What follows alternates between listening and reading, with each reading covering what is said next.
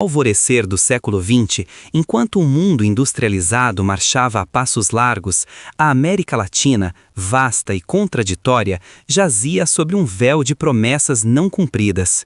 Suas terras férteis, suas riquezas minerais, tudo parecia destinado a alimentar uma elite, enquanto a grande maioria vivia à margem, na escuridão da exploração.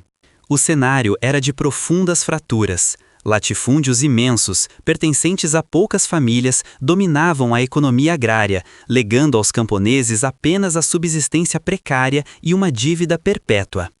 Nas cidades, a industrialização incipiente gerava guetos de miséria, com trabalhadores amontoando-se em condições insalubres e salários irrisórios. A voz dos poderosos ecoava nos salões dos governos, nas editorias dos governos, nas igrejas.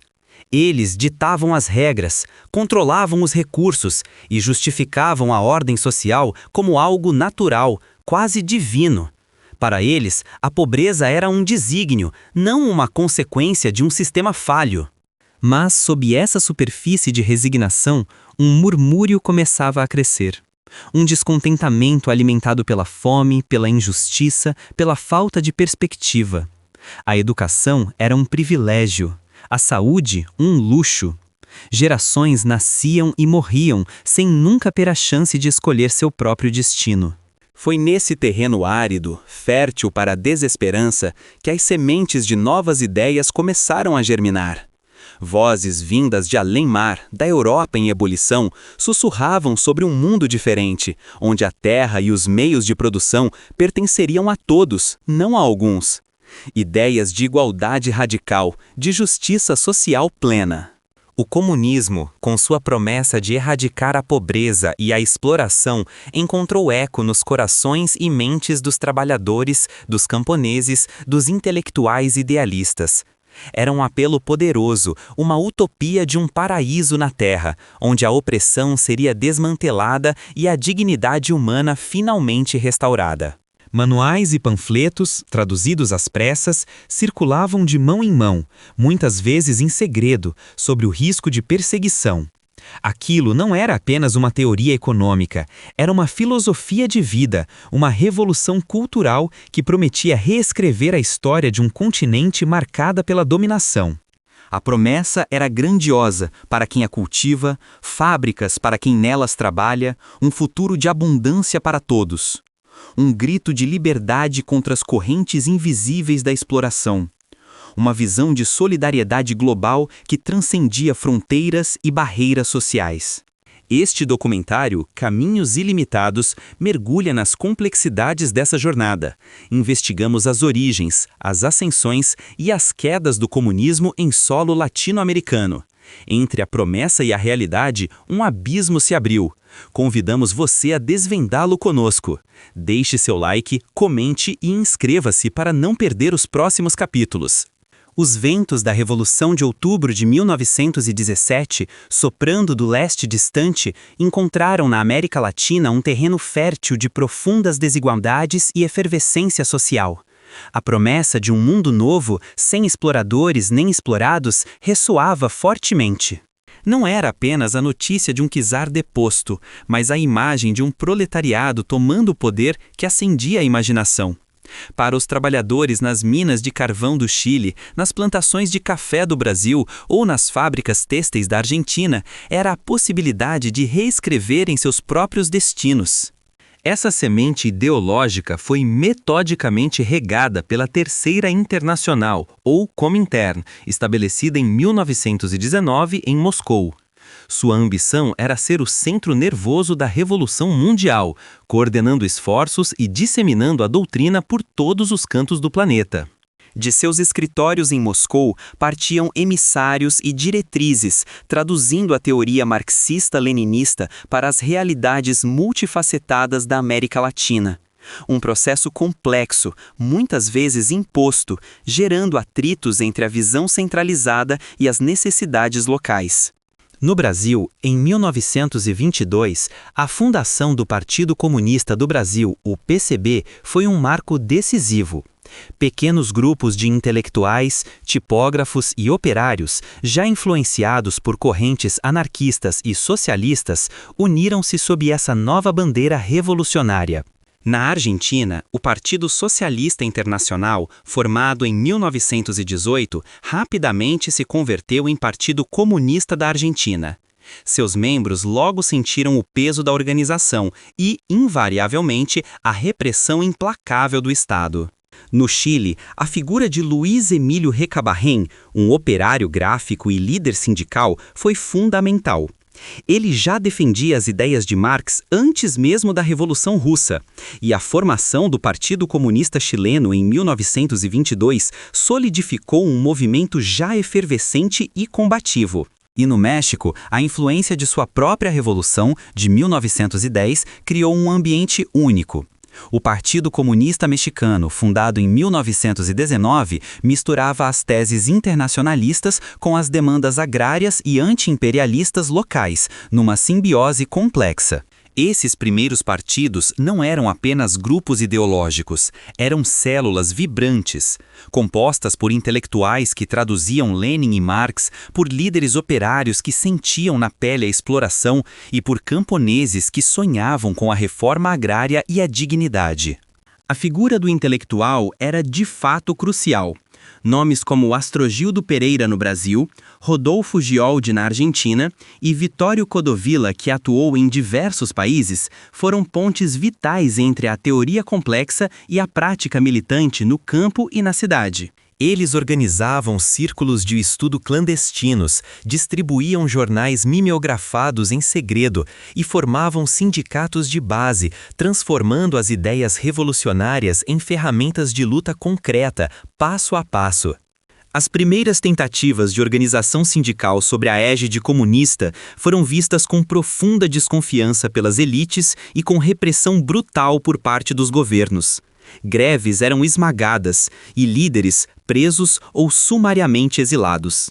Imagina a adrenalina de um operário distribuindo panfletos na porta da fábrica, sabendo que cada folheto poderia significar não apenas a perda do emprego, mas a prisão, a tortura ou algo muito pior nas mãos dos poderes constituídos. A repressão não vinha apenas dos governos e das oligarquias locais. Muitas vezes, as divisões internas, as purgas ideológicas e as direções dogmáticas do próprio Comintern minavam a coesão dos partidos, enfraquecendo-os por dentro. A dialética da promessa e da realidade já começava a se manifestar em sua plenitude. A grandiosa visão de um proletariado unido e revolucionário muitas vezes colidia com as especificidades culturais, econômicas e políticas de cada nação, criando fricções constantes. Ainda assim, a capacidade de galvanizar massas, de dar voz ao sem voz, de organizar operários e camponeses em um continente marcado pela exploração e pela exclusão social era inegável e transformadora. No Porto de Santos, em São Paulo, ou nos frigoríficos de Berisso, na Argentina, a greve era a primeira arma, e a solidariedade internacional a primeira esperança em tempos de desespero e opressão. Essas primeiras décadas, até o início dos anos 1940, foram de aprendizado intenso, de tentativas e erros, de sacrifício pessoal e de uma fé inabalável em um futuro radicalmente diferente construído pelas próprias mãos. As sementes da revolução haviam sido plantadas. Agora, restava ver quais delas brotariam com vigor, quais murchariam diante da adversidade e quais floresceriam, transformando a paisagem em um terreno tão complexo e contraditório como a própria América Latina. Com o fim da Segunda Guerra Mundial, o mundo respirava aliviado, mas a América Latina emergia para uma nova era de agitações. A promessa de um futuro melhor, combinada com profundas desigualdades sociais e econômicas, criava um terreno fértil para a ascensão de líderes carismáticos. O populismo, com sua retórica nacionalista e a promessa de dignidade para as massas trabalhadoras, varria o continente, e os partidos comunistas, ainda jovens e em busca de afirmação, viam-se diante de um dilema complexo: como navegar por essas novas correntes políticas sem perder sua identidade revolucionária? Longe dos palácios, nas ruelas e fábricas, os debates eram acalorados. A Terceira Internacional havia traçado diretrizes que por vezes pareciam distantes da realidade latino-americana. Deveriam os comunistas apoiar esses líderes populistas que, apesar de suas contradições, mobilizavam as massas e promoviam algumas reformas trabalhistas? Ou deveriam manter uma linha intransigente, denunciando-os como meros instrumentos do capital, disfarçados de defensores do povo? Era uma encruzilhada estratégica que definiria seu futuro imediato. No Brasil, a figura de Getúlio Vargas representava esse paradoxo. Após a derrocada do Estado Novo com a anistia política de 1945, os comunistas recém-legalizados viram em seu governo um aliado tático na luta contra o fascismo e pelo desenvolvimento nacional. Luiz Carlos Prestes, o lendário Cavaleiro da Esperança, havia declarado seu apoio condicional a Vargas, vislumbrando a possibilidade de avanços sociais e democráticos. Mas essa aliança era frágil, construída sobre interesses momentâneos e desconfianças mútuas. Os sindicatos, antes reprimidos, floresceram sob a nova atmosfera. Com a participação ativa de militantes comunistas, as pautas dos trabalhadores ganhavam força. Greves, manifestações e organização de base redefiniam o cenário político. As fábricas, os campos e as minas ecoavam com as vozes de operários e camponeses que exigiam melhores condições, salários justos e direitos. Era a efervescência de uma classe trabalhadora que finalmente sentia sua força coletiva, canalizada e, por vezes, direcionada pelos ideais socialistas. Contudo, o pragmatismo de Vargas não tardaria a revelar seus limites. À medida que a Guerra Fria ganhava contornos mais nítidos e a influência norte-americana se fazia sentir, a liberdade dos comunistas começou a ser vista como uma ameaça. A aliança tática desfez-se rapidamente. Em 1947, o Partido Comunista do Brasil foi novamente colocado na ilegalidade, seus líderes perseguidos e seus militantes forçados à clandestinidade. A promessa de uma transição pacífica se esvaía, dando lugar à repressão brutal. Na Argentina, a ascensão de Juan Perón apresentava um cenário similar. Perón, um líder militar carismático, soube capitalizar o descontentamento popular, construindo uma base de apoio sólida entre os trabalhadores, os chamados descamisados. Os comunistas argentinos, enfrentando seu próprio dilema estratégico, inicialmente viram Perón como um demagogo burguês, mas a força de seu movimento e as reformas que propunham aos trabalhadores os obrigaram a reavaliar sua posição. Muitos operários, simpatizantes do socialismo, foram atraídos pela retórica justicialista. A estratégia comunista na Argentina tornou-se uma dança delicada entre apoio crítico e oposição. Embora não abraçassem o peronismo, a ação dos militantes nas bases sindicais foi fundamental. Muitos atuavam dentro das estruturas sindicais peronistas, buscando influenciar as políticas trabalhistas e garantir que as conquistas fossem duradouras. Era uma tentativa de forjar uma frente ampla dos trabalhadores, mesmo que sob a liderança de um movimento que viam como ideologicamente ambíguo. A complexidade dessa navegação estratégica marcava a década de 1950. Os embates com o imperialismo e os governos conservadores tornaram-se mais frequentes e violentos. À medida que a doutrina Truman consolidava-se, a América Latina via-se cada vez mais no tabuleiro da Guerra Fria. Qualquer movimento social ou político com inclinações à esquerda era imediatamente rotulado como comunista e, portanto, uma ameaça à segurança nacional, justificando intervenções e a repressão de direitos. O financiamento e apoio dos Estados Unidos a regimes anticomunistas se intensificavam e a paranoia se espalhava pelos corredores do poder. O preço dessa atuação estratégica e dos confrontos era alto. Milhares de militantes foram presos, torturados, exilados ou simplesmente desapareceram. A perseguição ideológica não poupava ninguém, desde intelectuais e líderes sindicais até simples operários. As prisões se enchiam e o medo se tornava uma ferramenta de controle. Mesmo assim, a semente da organização e da resistência não cessava de germinar, adaptando-se às novas realidades, forjando novas táticas e preparando-se para as lutas que ainda viriam em décadas futuras. Os anos 40 e 50 foram, para os partidos comunistas latino-americanos, um período de intensa aprendizagem e sacrifício. Navegar nas águas turbulentas do populismo, formar alianças táticas, impulsionar movimentos trabalhistas e enfrentar a crescente onda de anticomunismo moldou sua identidade e sua forma de atuar. As lições aprendidas nesse período de ascensões e quedas, de visibilidade e clandestinidade, seriam cruciais para os desafios ainda maiores que os aguardavam nas décadas seguintes, quando a revolução passaria da teoria à prática armada em diversas frentes. Enquanto o populismo tecia sua complexa tapeçaria pela América Latina no pós-guerra, com comunistas buscando alianças e o terreno fértil para a luta de classes, uma pequena ilha caribenha fervilhava sob um autoritarismo que logo explodiria em revolução. Cuba, um playground para a elite norte-americana e um regime de exploração para sua própria gente, estava prestes a se tornar o farol de uma ideologia radical que desafiaria a hegemonia global. A figura imponente de Fulgêncio Batista, ascendendo ao poder através de um golpe de Estado em 1952, representava o ápice de uma elite corrupta e aprofundava a chaga da desigualdade. A miséria rural contrastava brutalmente com a ostentação urbana de Havana, um barril de pólvora à espera da menor faísca. Essa centelha acendeu-se nas montanhas da Sierra Maestra, onde um grupo de guerrilheiros, liderado por Fidel Castro e o carismático Ernesto Che Guevara, plantava as sementes da resistência.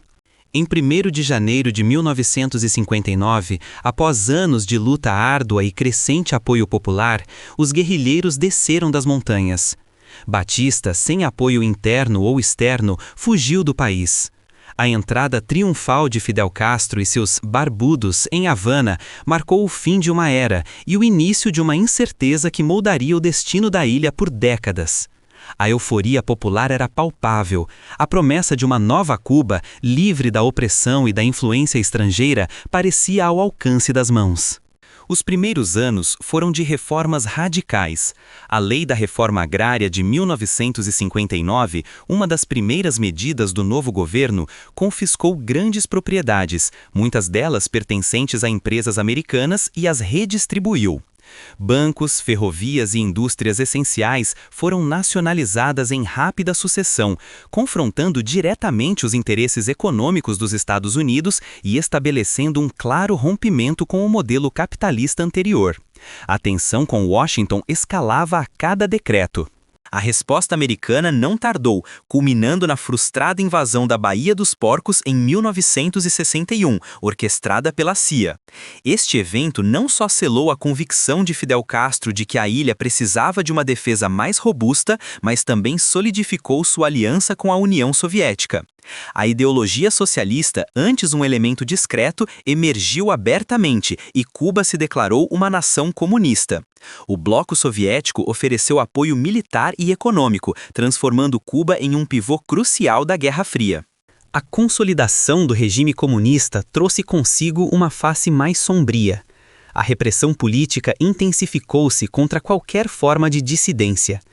Tribunais revolucionários julgaram e condenaram aqueles considerados inimigos do Estado. A liberdade de expressão e de imprensa foi suprimida. A sociedade cubana foi reestruturada sob os preceitos do socialismo, com controle estatal sobre quase todos os aspectos da vida, da economia à cultura. Apesar dos avanços sociais em educação e saúde, inegáveis na primeira década pós-revolucionária, as privações econômicas e a falta de liberdades civis impulsionaram o início de um êxodo massivo. Famílias inteiras buscavam refúgio em Miami e em outros países, deixando para trás suas vidas e bens em busca de uma liberdade que Cuba não mais oferecia. O farol revolucionário, antissímbolo de esperança para muitos, tornava-se para outros uma prisão de ideais. Cuba, assim, se tornou um exemplo paradigmático de transformação radical, de um regime corrupto sob Batista a um Estado comunista alinhado com Moscou. A ilha caribenha redefiniu as relações internacionais e polarizou as opiniões sobre o que significa liberdade e justiça social. Sua história nos anos 60 é um testemunho da complexidade de ideais revolucionários, suas promessas e seus sacrifícios inevitáveis. Após consolidar sua própria revolução, Cuba não se contentou em ser apenas um farol isolado no Caribe. Sob a liderança de Fidel Castro e a mente estratégica de Che Guevara, a ilha se transformaria num epicentro de treinamento e irradiação ideológica, com o apoio tácito e, por vezes, explícito da União Soviética. A exportação da revolução não era apenas uma retórica, mas uma política de Estado que ecoaria por todo o continente. O conceito de foco guerrilheiro, elaborado por Che Guevara, defendia que a luta armada em pequenas células rurais poderia catalisar a revolução em países com condições sociais e econômicas propícias. A ideia era criar um ponto de ignição, um foco, que gradualmente cresceria, mobilizando o campesinato e as massas urbanas. Cuba oferecia o modelo, o treinamento e, frequentemente, os quadros para iniciar esses movimentos inspirados na Sierra Maestra. Na Colômbia, um país marcado por desigualdades agrárias e violência política, as sementes do foco guerrilheiro encontraram solo fértil. Em meados da década de 1960, surgiam as Forças Armadas Revolucionárias da Colômbia, as FARC, e o Exército de Libertação Nacional, o ELN.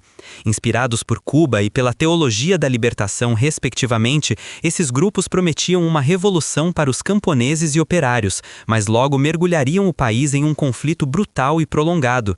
A Nicarágua também se tornou um palco para essa ideologia exportada. O regime autoritário dos Somoza, apoiado pelos Estados Unidos, criava um ambiente propício para a insurgência. Em 1961, o surgimento da Frente Sandinista de Libertação Nacional, FSLN, marcou o início de uma longa e sangrenta luta para derrubar a ditadura. Jovens idealistas, muitos treinados em Cuba, sonhavam em replicar o sucesso da Revolução Caribenha em sua própria terra, dispostos a pagar o preço em sangue. O próprio Che Guevara tentaria implementar sua teoria do foco na Bolívia em 1966. Acreditava que a região andina, com sua vasta população indígena e profunda pobreza, seria o local ideal para acender uma revolução continental. Sua campanha boliviana, no entanto, enfrentou isolamento, hostilidade do campesinato local e a implacável perseguição das forças governamentais bolivianas, auxiliadas pela inteligência americana. Uma tentativa heróica, mas lamentavelmente condenada. Em todos esses focos, a retórica revolucionária rapidamente se transformou em uma realidade de violência brutal. Sequestros, emboscadas, execuções sumárias e contra-insurgências severas tornaram-se o cotidiano de milhões de latino-americanos. Aldeias inteiras foram deslocadas, famílias separadas e uma geração cresceu sob a sombra constante do conflito armado. O custo humano dessa exportação da revolução foi imenso, deixando cicatrizes profundas nas sociedades que perduram até hoje. Embora muitos desses focos guerrilheiros tenham sido militarmente derrotados nas décadas de 60 e 70, a ideia de revolução armada continuaria a inspirar e a moldar movimentos nas décadas seguintes. A experiência cubana e a teoria do foco guerrilheiro, para o bem ou para o mal, deixaram um legado inegável, redefinindo o panorama político da América Latina e influenciando gerações de ativistas, líderes e, infelizmente, também de muitos que empunhariam armas em nome de ideais. Chegamos ao fim de mais um capítulo em nossa jornada pelos caminhos ilimitados da história. Esperamos que esta análise aprofundada tenha oferecido novas perspectivas sobre os complexos eventos que moldaram nossa região. Agradecemos imensamente por sua companhia e atenção.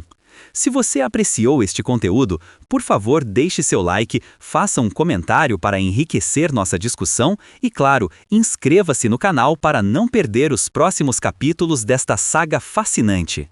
A efervescência revolucionária em Cuba e os focos guerrilheiros do capítulo anterior acenderam um alerta em Washington.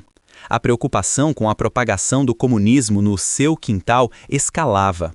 A Guerra Fria já não era distante, mas uma ameaça iminente na América Latina. Em resposta, os Estados Unidos intensificaram a doutrina da segurança nacional. Essa doutrina redefiniu o inimigo. Não mais ameaça externa, mas insurgência interna, invisível, infiltrada nas estruturas sociais e políticas. A segurança do Estado tornava-se prioridade máxima, justificando medidas extremas. Para combater esse inimigo, a doutrina transformou os exércitos. Missão: segurança interna, não defesa de fronteiras. A Escola das Américas no Panamá tornou-se centro de treinamento. Militares recebiam instrução em táticas de contra-insurreição, interrogatórios e vigilância. O Brasil foi dos primeiros a sentir essa nova ordem. Em 1964, um golpe militar derrubou João Goulart, sob a ameaça comunista. O regime instalou censura, perseguiu opositores e implementou atos institucionais que desmantelaram liberdades. Exílio e prisão tornaram-se o destino de muitos. Em 1976, a Argentina mergulharia em período sombrio. O golpe militar inaugurou a Guerra Suja. Milhares foram sequestrados, torturados e desaparecidos em centros clandestinos, alegando combater subversão. As mães da Praça de Maio clamariam por seus filhos, símbolo de dor. O Chile, em 1973, viveu um dos golpes mais brutais. Pinochet, com apoio dos Estados Unidos, derrubou Salvador Allende. La Moneda foi bombardeado. Milhares foram presos e executados no Estádio Nacional, transformado em campo de concentração. Ruptura violenta com a democracia. Uruguai, Paraguai, Bolívia, a onda autoritária varreu o continente. Militares ascenderam ao poder, prometendo ordem. Suprimiram ferozmente a oposição. A retórica anticomunista servia de véu para regimes que desconsideravam os direitos. O terror de Estado generalizava-se. A cooperação entre ditaduras atingiu o ápice na Operação Condor. Coordenada pelos serviços de inteligência do Cone Sul, com apoio tácito dos Estados Unidos, foi uma rede transnacional de repressão. Objetivo: sequestrar, torturar e eliminar opositores políticos onde estivessem. Uma caça humana. Comunistas, socialistas, estudantes, jornalistas, quem desafiasse o status quo era subversivo, um alvo. Fronteiras deixaram de existir para esquadrões da morte, que operavam com impunidade.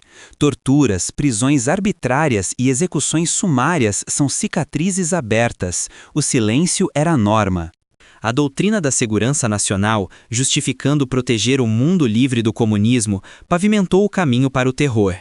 Embora a ameaça guerrilheira fosse real, a resposta foi desproporcional. Atingiu não só combatentes, mas cidadãos comuns, pacifistas e democratas, indiscriminadamente. As décadas de ditadura deixaram traumas profundos, divisões sociais e incessante busca por verdade e justiça. As feridas da repressão, censura e violação dos direitos humanos ainda ecoam. Lembram-nos da fragilidade da democracia e do preço da liberdade. Se esta exploração sobre a doutrina da segurança nacional e seus impactos ressoou com você, por favor, deixe seu like, faça um comentário e inscreva-se no canal. Seu apoio é fundamental para que os caminhos ilimitados continuem a desvendar as complexas tramas da nossa história. Em 1970, o Chile elegeu o médico socialista Salvador Allende, da Unidade Popular. Ele prometeu uma via chilena para o socialismo, transformação social democrática sem violência. Sua vitória foi um farol de esperança, um experimento audacioso de mudança, pelo voto que reverberou globalmente. Allende agiu rápido, aprofundou a reforma agrária, redistribuindo terras e corrigindo séculos de concentração. Em 1971, o Congresso nacionalizou o cobre, principal riqueza do país, antes controlada por empresas americanas. Era a soberania econômica, um símbolo nacional de orgulho recuperado. Essas ações polarizaram a nação. A classe média e a elite temiam o socialismo. Greves de caminhoneiros e comerciantes, financiadas secretamente, paralisaram o país. Isso gerou desabastecimento, caos econômico e alimentou o descontentamento popular, criando um ambiente de profunda instabilidade. A instabilidade tinha um catalisador externo, o ZEUA. A administração Nixon e Henry Kissinger viam Allende como ameaça. Nixon: não permitirei que o Chile vire Cuba.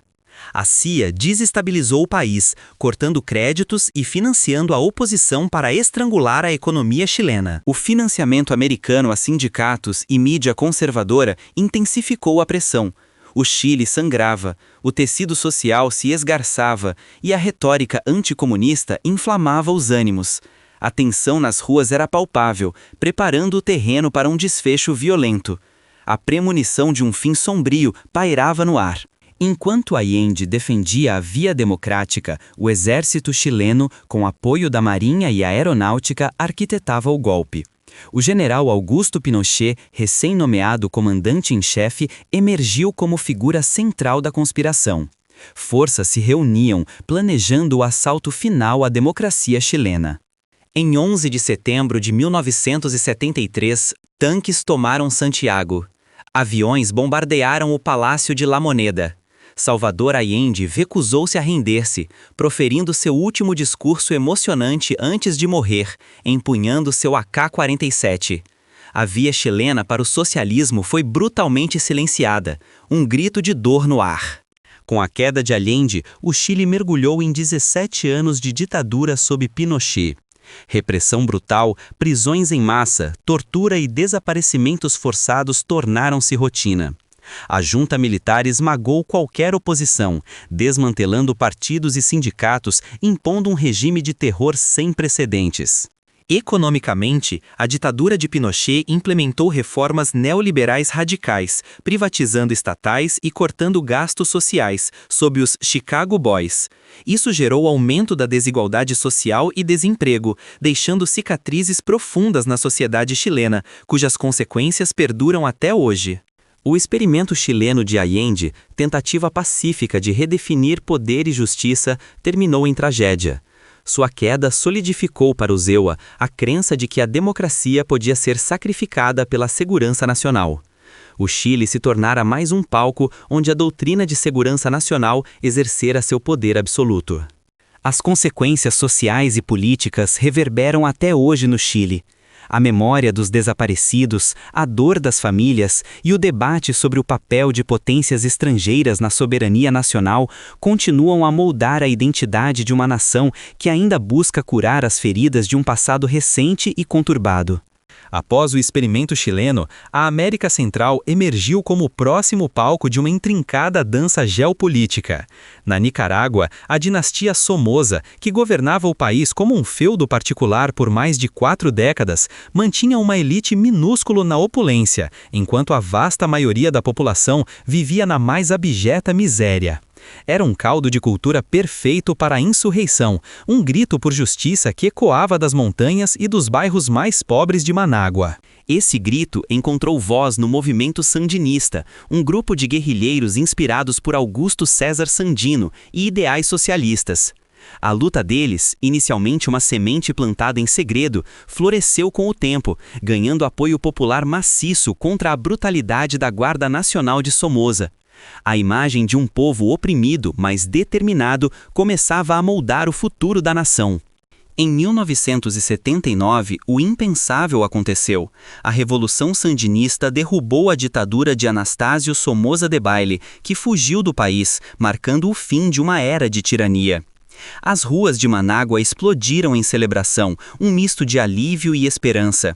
Um governo revolucionário com promessas de reforma agrária, educação e saúde para todos assumiu o controle, desafiando abertamente o status quo regional e a influência dos Estados Unidos.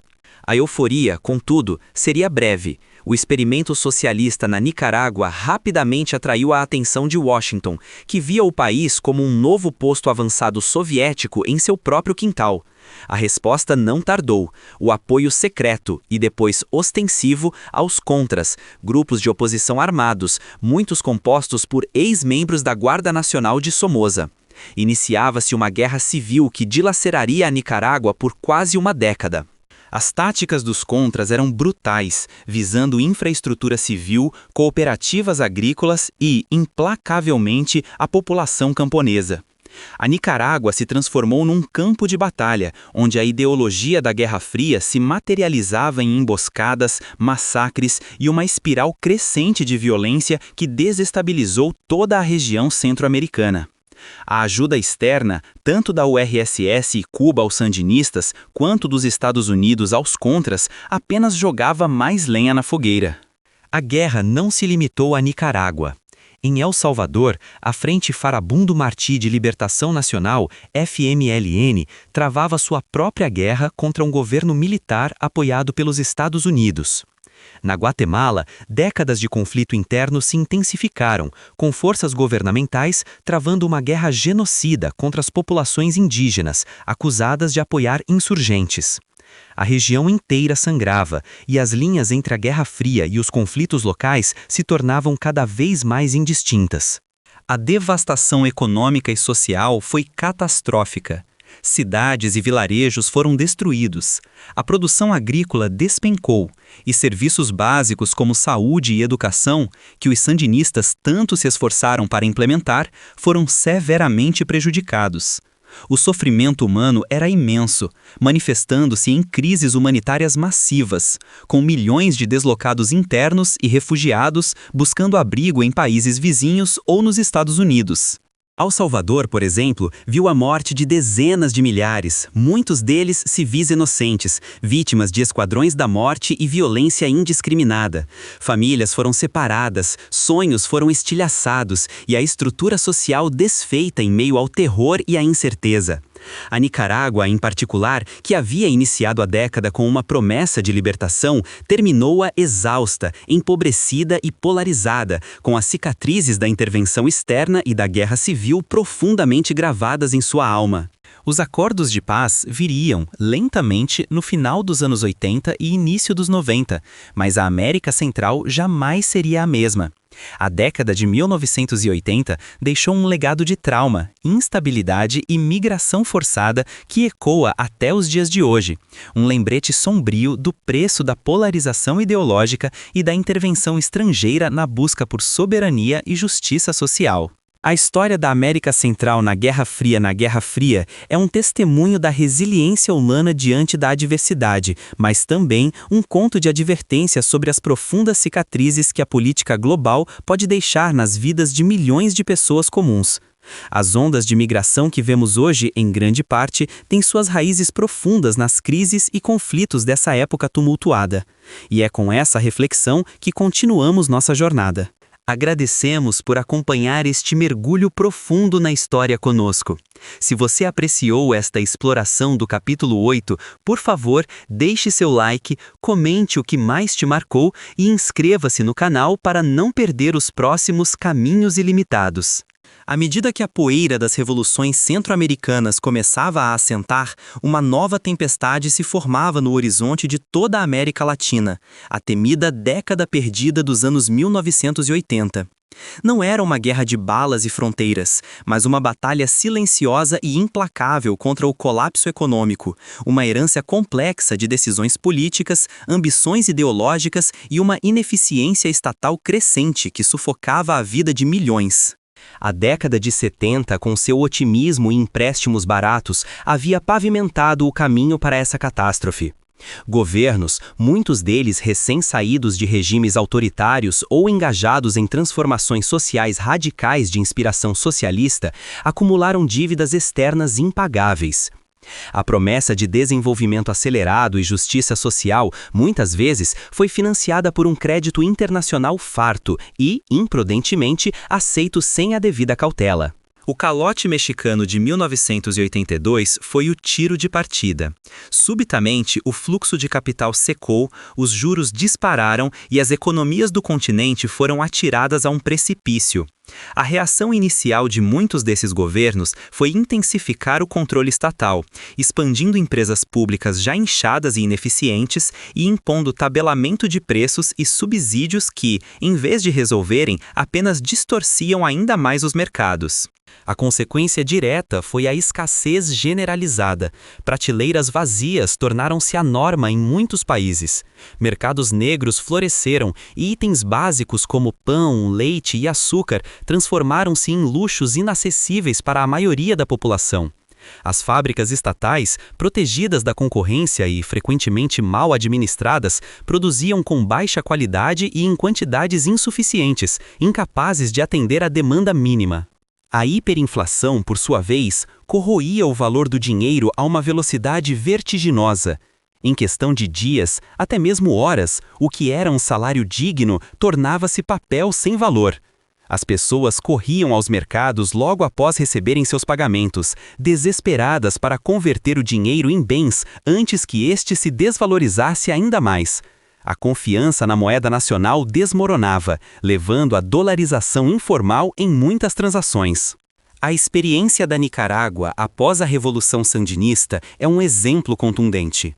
Embora suas políticas tivessem o objetivo de redistribuir a riqueza e empoderar os trabalhadores, a combinação de uma guerra civil financiada externamente e um modelo econômico centralizado levou o país a um colapso brutal.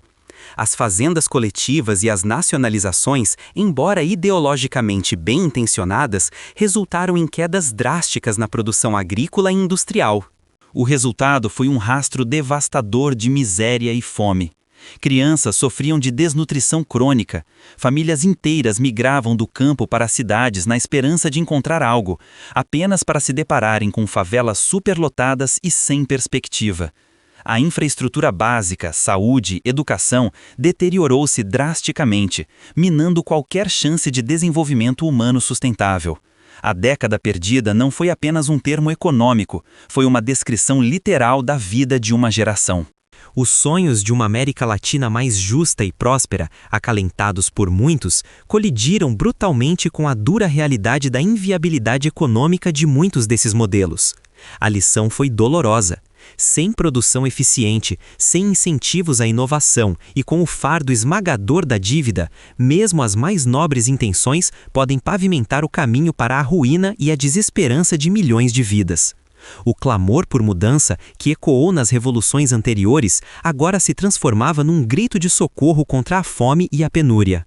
A jornada através destes caminhos desafiadores continua, revelando as camadas de complexidade que moldaram o destino de nações e povos. Se você se sentiu tocado por esta história, se a reflexão sobre o passado acende em você a luz da compreensão do presente, convidamos você a se juntar à comunidade Caminhos Ilimitados. Deixe seu like, comente suas impressões e se inscreva no canal para não perder os próximos capítulos desta saga que desvenda os intricados fios da nossa história. A década perdida da América Latina, marcada por crises econômicas profundas e a ineficiência de modelos estatais, preparou o terreno, mas nada poderia prever o tremor sísmico que abalaria as fundações ideológicas do século XX. Em 1989, o impensável aconteceu. Aquela barreira de concreto, aço e arame farpado que dividia uma cidade e simbolizava um mundo bipolar sucumbiu à vontade popular. A queda do Muro de Berlim não foi apenas um evento local.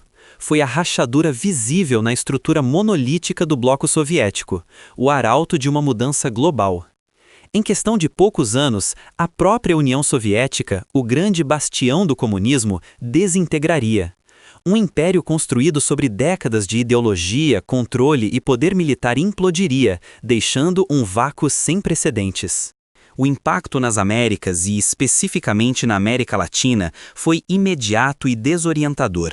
Partidos comunistas e movimentos de esquerda, muitos deles dependentes de apoio ideológico e, por vezes, material de Moscou, viram seu pilar central desmoronar. A fé em um futuro socialista planejado, que antes parecia um destino inevitável, de repente se viu sem bússola e sem mapa. Em Cuba, o choque foi particularmente brutal. A ilha caribenha, que por décadas desfrutou de um relacionamento de subsídio vital com a União Soviética, viu sua economia despencar em um abismo. O período especial em tempos de paz, como foi eufemisticamente chamado, transformou-se em uma luta diária pela sobrevivência, uma austeridade imposta que ceifou as conquistas sociais arduamente obtidas. A escassez tornou-se a norma. O petróleo, antes garantido pela URSS, desapareceu, paralisando transportes e indústrias. Carros antigos, antes movidos a gasolina, foram adaptados para tracionar carroças ou substituídos por bicicletas. A comida, um direito fundamental, tornou-se uma mercadoria rara, com filas intermináveis e racionamento severo, impondo uma nova realidade dolorosa à população. Enquanto Cuba se agarrava desesperadamente aos seus princípios, muitos partidos comunistas no restante da América Latina se viram em uma encruzilhada. Alguns tentaram se reconfigurar, abandonando o leninismo ortodoxo em favor de uma social-democracia adaptada, buscando alianças mais amplas e focando em questões sociais e ambientais locais, afastando-se da retórica revolucionária global. Outros, incapazes de se adaptar, definharam, perdendo membros e relevância. A ideia de uma revolução armada, que por décadas fascinou e inspirou muitos, perdeu seu principal fiador externo e grande parte de sua legitimidade ideológica. O exemplo soviético, antes um farol, agora era uma advertência de falência e colapso. Consequentemente, muitas guerrilhas na região, que antes podiam contar com algum tipo de apoio ou simpatia indireta do bloco socialista, viram-se isoladas. Sem o oxigênio ideológico e por vezes material, a viabilidade de suas lutas foi seriamente questionada. Algumas buscaram acordos de paz, outras simplesmente se desmobilizaram, percebendo que o vento da história havia mudado de direção. O fim da Guerra Fria não trouxe a prometida Era da Paz. Trouxe sim uma reconfiguração dolorosa e uma busca frenética por novas identidades e estratégias. A América Latina, acostumada a ser um palco para ideologias estrangeiras, precisou forçar-se a olhar para dentro, para suas próprias realidades e desafios. As próximas décadas seriam definidas por essa busca incessante por um novo caminho, por um novo discurso, agora sem a âncora ou o fardo de um modelo ideológico global pré-definido. Após o desconcerto ideológico que se seguiu à queda do Muro de Berlim e à desintegração soviética, a América Latina, uma vez mais, buscou seu próprio caminho. No limiar do novo milênio, uma onda singular de governos de esquerda emergiu, redefinindo o panorama político da região. Era a Maré Rosa, um movimento complexo, multifacetado, que prometia novas esperanças e, para muitos, uma nova dignidade. Neste cenário de reconfiguração, a Venezuela se destacaria como o estudo de caso mais emblemático. No ano 2000, Hugo Chávez, um ex-paraquedista com um carisma magnético e uma retórica anti-imperialista afiada, ascendia ao poder. Ele prometia uma revolução bolivariana, um socialismo do século XXI que, segundo seus defensores, reformaria o país de suas raízes oligárquicas e o colocaria no caminho da verdadeira soberania popular. As ruas de Caracas ecoavam com o fervor de seus apoiadores, um coro de otimismo e fé em um futuro diferente. A base para as promessas de Chávez era a vasta riqueza petrolífera da Venezuela. O ouro negro, um recurso abundante, tornou-se o motor de uma ambiciosa agenda social. Os altos preços do petróleo na primeira década do século XXI permitiram ao governo financiar programas sociais maciços às missões bolivarianas, que expandiram o acesso à saúde, educação e moradia para milhões de venezuelanos que antes viviam à margem. A distribuição de alimentos subsidiados e a alfabetização em massa se tornaram símbolos tangíveis dessa nova era. Nos bairros mais humildes, o impacto era inegável. Médicos cubanos chegavam para atender onde nunca antes havia assistência. Escolas eram construídas, casas populares surgiam. Para muitos, Chávez era o libertador, o homem que finalmente enxergava e atendia às necessidades dos mais vulneráveis. Contudo, sob a superfície das promessas e do carisma, sementes de uma transformação mais profunda e perigosa eram plantadas. Com o tempo, a concentração de poder tornou-se uma marca do governo bolivariano. Instituições democráticas foram sendo gradualmente esvaziadas, a oposição marginalizada e a crítica sufocada. A promessa de uma soberania popular, paradoxalmente, caminhava lado a lado com a centralização da autoridade em torno do líder máximo. A fragilidade das estruturas republicanas foi revelada, abrindo caminho para uma governança cada vez mais personalista. Paralelamente, a dependência excessiva do petróleo, somada a uma gestão econômica ineficiente e a corrupção sistêmica, começou a corroer as fundações do Estado. Milhões de dólares foram desviados, obras incompletas, infraestruturas deterioradas. A ideologia revolucionária, que inicialmente prometia combater os vícios do passado, parecia, em muitos aspectos, ter sucumbido a eles, em uma escala talvez ainda maior. O fervor inicial dava lugar a questionamentos silenciosos e, por vezes, abertos. Após a morte de Chávez em 2013, Nicolás Maduro assumiu a presidência.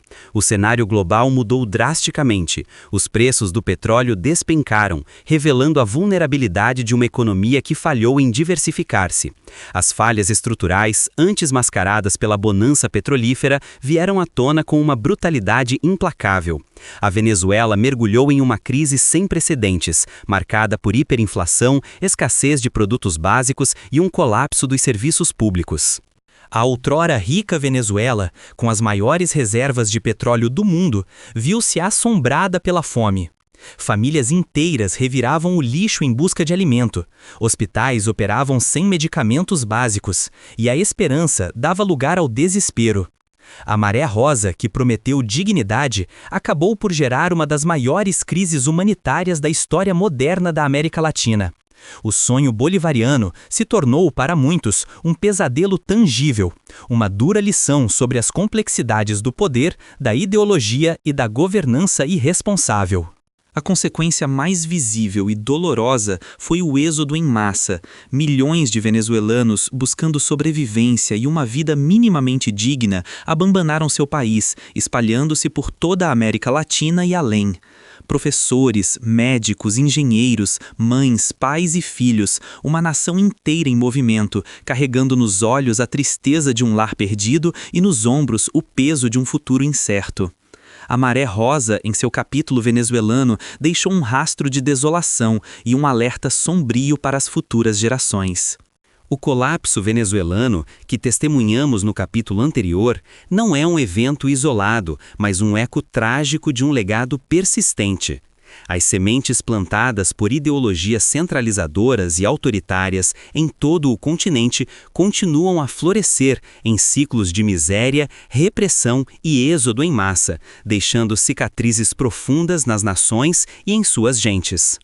A pobreza em muitas dessas nações não é apenas uma estatística, é uma condição existencial. Vidas inteiras são moldadas pela escassez crônica, pela ausência de oportunidades e pela constante luta por bens básicos. Em Cuba, após décadas de um sistema rigidamente planificado, a população ainda enfrenta a falta de alimentos, medicamentos e infraestrutura adequada, um testemunho silencioso do custo humano de promessas não cumpridas. O autoritarismo, por sua vez, não se limita a quartéis ou palácios presidenciais, ele permeia a vida diária. Em países como Cuba, Venezuela e Nicarágua, a dissidência é silenciada, a liberdade de imprensa é suprimida e o poder se concentra nas mãos de poucos. Não se trata apenas de ideologia, mas da brutal realidade de estados que esmagam a voz individual em nome de um bem coletivo, indefinido e inatingível. As consequências diretas desses regimes são as crises migratórias. Milhões fogem da fome, da violência e da desesperança. Vemos famílias venezuelanas cruzando fronteiras a pé, cubanos arriscando suas vidas no mar e nicaragüenses buscando refúgio. Cada um uma história de perda, de uma busca desesperada por dignidade e uma vida livre de opressão. A migração não é uma escolha, mas uma imposição brutal da sobrevivência. Essa instabilidade social e humanitária alimenta uma polarização política visceral. Sociedades se dividem em linhas de lealdade e oposição, onde o diálogo se torna impossível e a construção de consensos um sonho distante. A retórica inflamada muitas vezes esconde a complexidade dos problemas reais, impedindo qualquer chance de reconciliação ou progresso democrático genuíno.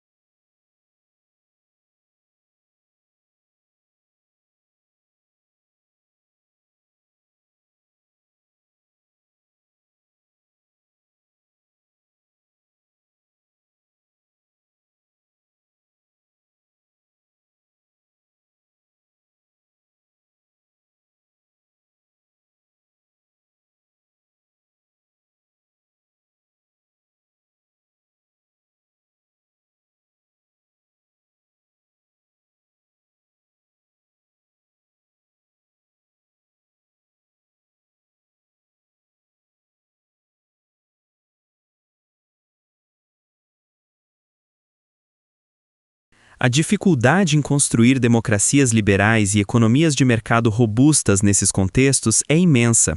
Décadas de controle estatal sufocaram o empreendedorismo, destruíram instituições independentes e desvalorizaram a iniciativa individual. A transição para a liberdade e a prosperidade exige mais do que apenas a derrubada de um regime.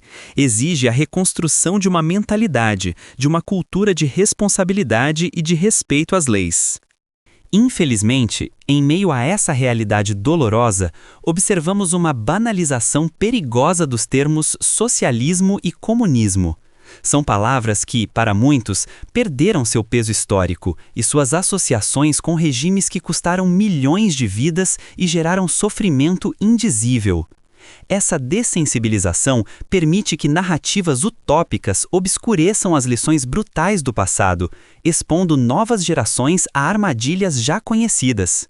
O legado de miséria e autoritarismo é um lembrete vívido de que as ideias têm consequências. Não são apenas conceitos abstratos, mas forças que moldam o destino de nações e a vida de indivíduos. Compreender esses caminhos ilimitados de escolhas políticas e suas ramificações é fundamental para que possamos, talvez, traçar um futuro diferente, um futuro de verdadeira liberdade e prosperidade para todos.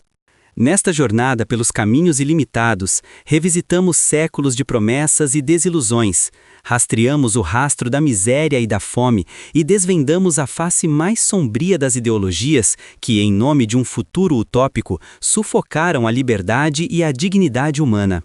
Chegamos ao nosso destino não com respostas fáceis, mas com um alerta vibrante, ecoado pelas vozes da memória, que insistem em não ser esquecidas. São ecos de vidas transformadas em estatísticas, de sonhos pulverizados sobre o peso do dogma e da opressão. Atravessamos paisagens que foram palcos de grandes transformações, algumas para o progresso, muitas para a regressão. O legado persistente do autoritarismo e da privação continua a moldar o presente, e as crises migratórias massivas são testemunhas silenciosas de uma busca incessante por uma vida mais digna.